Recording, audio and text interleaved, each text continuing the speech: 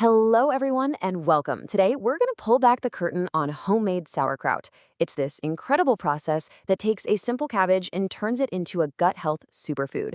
And honestly, it is so much easier than you probably think. We're going to break it all down step by step so you can do it right in your own kitchen.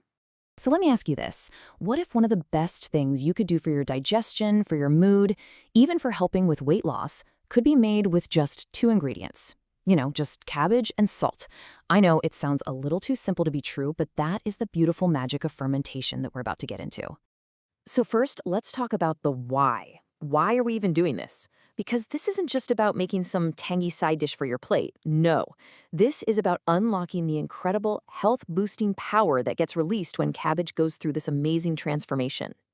I mean, just look at this. The power packed into a tiny serving is just incredible. Sauerkraut is a probiotic powerhouse, and its star player is a microbe called Lactobacillus plantarum. Now, this little guy is a total rock star. It's tough enough to survive that harsh journey through your stomach acid and actually make it to your intestines where it's needed. And once it's there, it gets right to work, helping to balance out your good and bad bacteria and even reinforcing that protective mucus lining in your gut. So important. But it's not just about probiotics. Cabbage has this kind of secret weapon that researchers back in the 50s called vitamin U. Now, it's not technically a vitamin like vitamin C, but it's a compound that is amazingly good at helping to heal and repair the inner lining of your digestive tract. So you can think of it like a natural first aid kit for your gut, calming inflammation and helping to soothe things like ulcers or gastritis. It's just a remarkable thing that's already there in the cabbage. And this really gets to the heart of that whole gut-brain connection we hear so much about.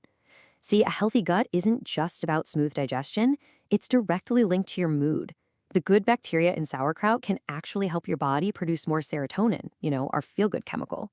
And get this, since serotonin is what your body uses to make melatonin, the sleep hormone, a happy gut can literally lead to a better night's sleep. It's all connected. Okay, so we've covered the why, and it's pretty compelling, right? So now let's get into the how. The process that turns this humble cabbage into a superfood is this beautiful, simple science.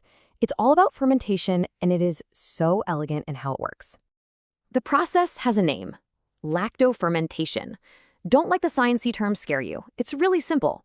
Basically, you have all these good bacteria that are already living on the cabbage leaves. When you add salt and take away the air, they start to eat the natural sugars in the cabbage. And as they do that, they create lactic acid. This acid is the magic ingredient. It preserves the cabbage, keeps the bad bacteria out, and creates that delicious, tangy flavor we all know and love. And this brings us to probably the most important part of the science, the pH level. See, at the very beginning, the pH is a little higher, and theoretically, some bad bacteria could grow. But as our good lactobacillus friends get to work making all that lactic acid, the pH starts to drop. And once it dips below 4.5, bam, we hit the safety zone. In this acidic environment, harmful pathogens just can't survive.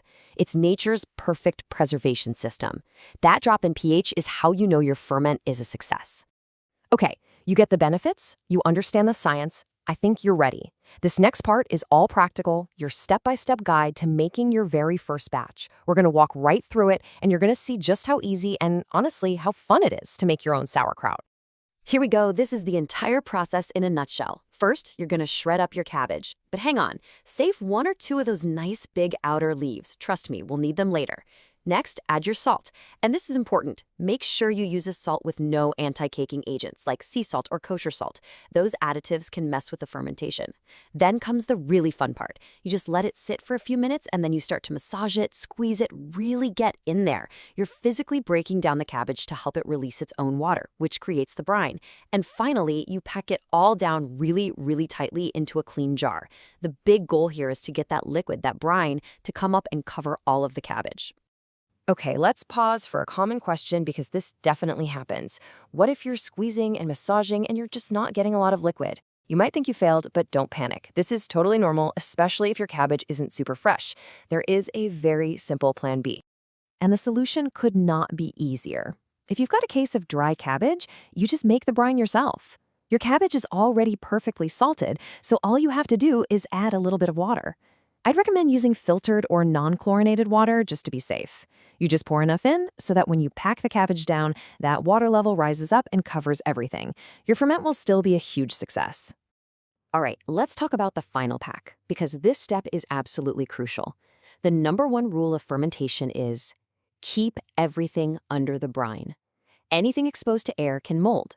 So remember those leaves we saved? You can fold one up and tuck it in on top of the shredded cabbage. It acts like a little blanket to keep all the floaty bits down. Then you need a weight. You can use a fancy glass weight or, you know what works great? A small, clean jelly jar filled with a little water. Perfect. Lastly, just cover the jar loosely, a lid not screwed on tight, or even a cloth, because gases are going to be created and they need a way to get out. Okay, the work is done. Your jar of future sauerkraut is sitting on your counter. So, now what?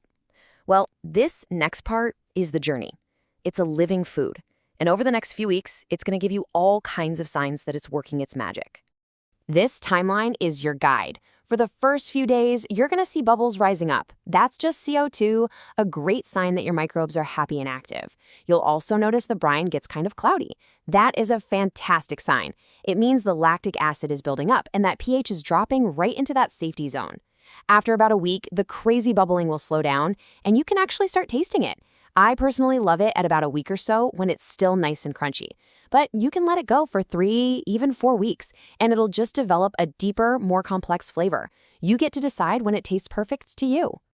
So, we've come full circle. We've gone from a simple head of cabbage, through the science, through the hands-on process, and the patient waiting.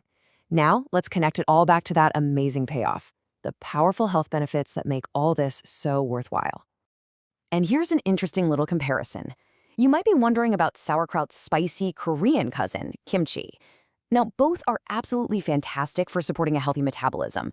But because kimchi has other ingredients like chili, garlic, and ginger, it does have a little bit of an edge specifically for weight loss benefits. But let me be clear, sauerkraut is still a phenomenal choice for supporting your metabolism and helping to maintain healthy blood sugar. So, let's just recap the good stuff. By making this one simple food, you are creating something that supports weight management and blood sugar, is packed with probiotics, and contains vitamin U and glutamine to actively heal your gut lining. It can even boost your mood by helping to create serotonin, and it even provides natural antibiotics called bacteriocins that help your body fight off bad bugs. It's a true functional superfood that you made yourself. And that just leaves me with one final thought. We just unlocked all of this incredible potential that was hiding inside a simple head of cabbage. It really makes you wonder, doesn't it? What other ancient health secrets, what other powerful foods are just sitting there in our pantries, waiting for us to rediscover them? Thank you so much for joining me today.